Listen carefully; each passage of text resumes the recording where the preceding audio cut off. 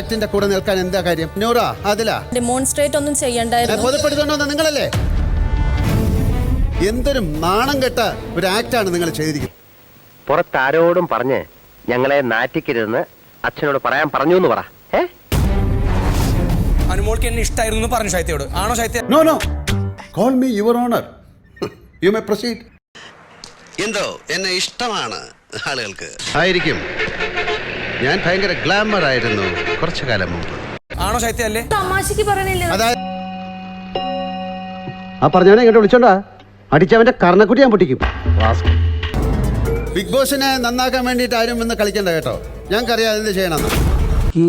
എന്തോ എങ്ങനെ ഇനി കുറച്ച് ധന്വന്തരി കുഴമ്പെടുത്ത് വെച്ചോ. ആടി കഴിഞ്ഞ് തിരിച്ചു വരുമ്പോ എനിക്കൊന്ന് പുരട്ടാനാ.